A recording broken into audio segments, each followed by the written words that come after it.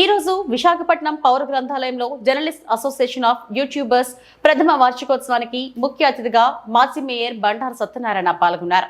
అనంతరం జై యూనియన్ ఉద్దేశించి పత్రికా సమావేశంలో ప్రసంగించడం జరిగింది.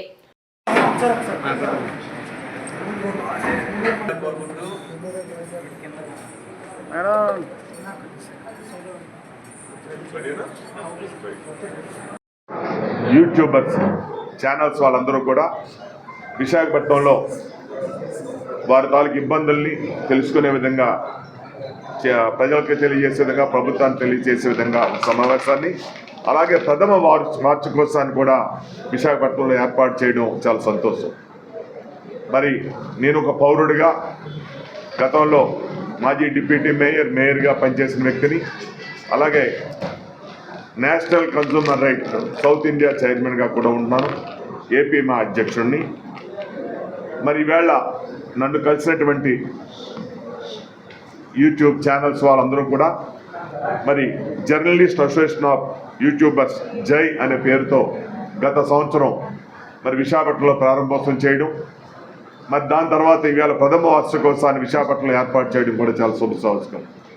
మరి వారికి ఈ జై అనే వాళ్ళకందరికీ కూడా మొట్టమొదటి సంవత్సర శుభాకాంక్షలు, ధన్యవాదాలు విశాఖ ప్రజలందరి తరపు నుంచి కూడా వారికి తెలియపరుస్తున్నాం.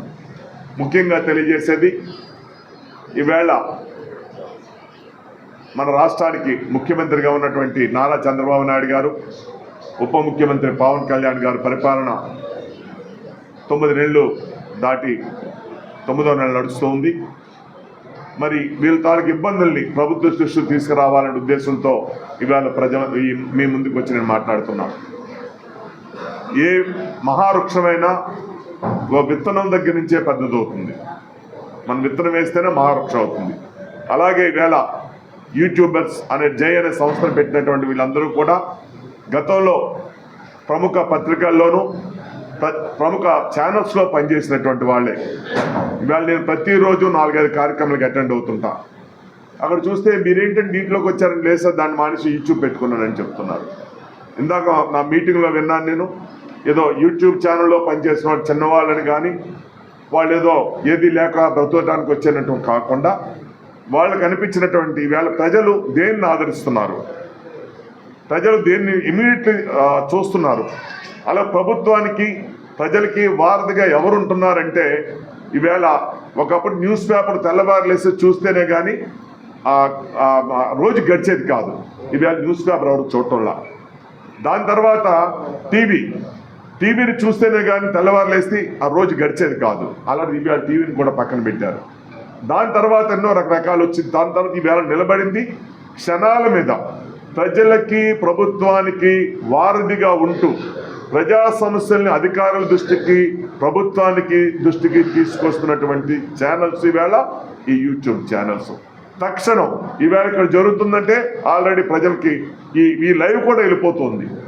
అలాంటి సందర్భంలో ఈవేళ మరి ప్రథమ వార్షికోత్సవం జరుపుకున్న జై సంస్థకి నేను కోరేది, మీరు ఏదో ఇబ్బంది పడుతున్నాం, ఇది ఈవేళకి మేము చాలా కష్టాల్లో ఉన్నామనేటువంటి దాన్ని కొంతకాలం మీరు ఓపిక పట్టండి. మీ అందరికీ తెలిసో తెలీదో, ఒకానొకప్పుడు పేపర్ అనేటువంటిది మధ్యాహ్నం 3 గంటలకు వచ్చేది న్యూస్ పేపర్. అది విజయవాడ నుంచి వచ్చేది నాకు తెలిసి. అలాంటిది ఈవేళ తెల్లవారు 4 గంటలకే తలుపు తట్టి పడుకున్న వాళ్ళు లేపే పరిస్థితికి వచ్చింది. అలాగే న్యూస్ ఛానల్ టీవీ చూడడం అనుకుంటే, ఇందిరాగాంధీ చచ్చిపోయినప్పుడు మేము చిన్నవాళ్ళవి, ఒకరింట్లో ఏదో బ్లాక్ అండ్ వైట్ టీవీ ఉంటే ఆ ఇంటి మీద పడిపోయారు అందరూ. అది కనిపిస్తుంది, అక్కడ ఇందిరాగాంధీ తీసుకెళ్తున్నారు అనేటువంటి పరిస్థితి. ఆ స్థాయి ఇప్పుడు ఎక్కడికి వచ్చింది? మన ఇంట్లో కూర్చొని కారులో వెళ్తూ డ్రైవ్ చూసేటువంటి పరిస్థితి. కావున తప్పకుండా ఇవి మంచి రోజులు వస్తాయి. మంచి రోజుల కోసం మీరు తొందరపడొద్దు, ఎవరైనా సరే ఇబ్బంది పడొద్దని మనవి చేస్తూ నేను ముఖ్యమంత్రి గారికి లెటర్ రాయడం జరిగింది. నేను సీనియర్ సిటిజన్గా, ఓ సీనియర్ రాజకీయ నాయకుడిగా, ఎంతో అనుభవం ఉన్న వ్యక్తిగా మీ తాలూకా జై అనే సంస్థకి నా పూర్తి మద్దతు. మీరు ఇక్కడ పెట్టిన మీటింగు, విజయవాడలో పెట్టినా, ఎక్కడ పెట్టినా నా తాలూకు సపోర్టు మీకు ఇప్పుడు ఉంటుంది. నేను ముఖ్యమంత్రి గారికి తెలియజేసేది, మీరు పరిపాలన దక్షతతో 4 సార్లు ముఖ్యమంత్రి అయినటువంటి మీరు ప్రజల కోసం ఎంతో శ్రమపడి రాత్రనక పగలనక 75 సంవత్సరాలు 76 సంవత్సరాల వయసులో కూడా ప్రజల మంచి కోరే వ్యక్తిగా మీకు ఒక గుర్తింపు ఉంది.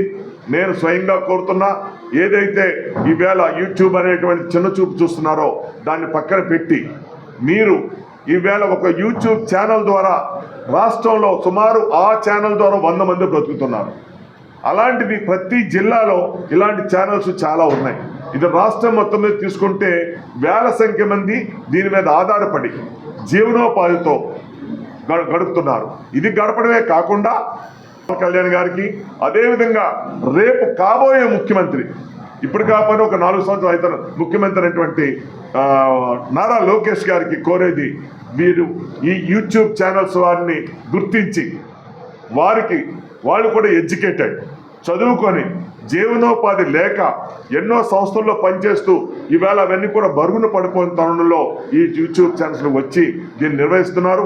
కావున వీళ్ళందరూ కూడా ప్రభుత్వం గుర్తింపిచ్చి ప్రభుత్వానికి వెన్నుదన్నుగా ఉండే విధంగా ఉండాలంటే వీటికి కూడా గుర్తింపు ఇవ్వాలని, అదేవిధంగా మీరు గత ప్రభుత్వం చేసినటువంటి ఎన్నో తప్పుడు కార్యక్రమాలు, ప్రజలకు చేసినటువంటి ఎన్నో అన్యాయాల్ని తక్షణం ప్రజలకి చేరజేసినటువంటి చరిత్ర ఈ యూట్యూబ్ ఛానల్ వారికి ఉంది.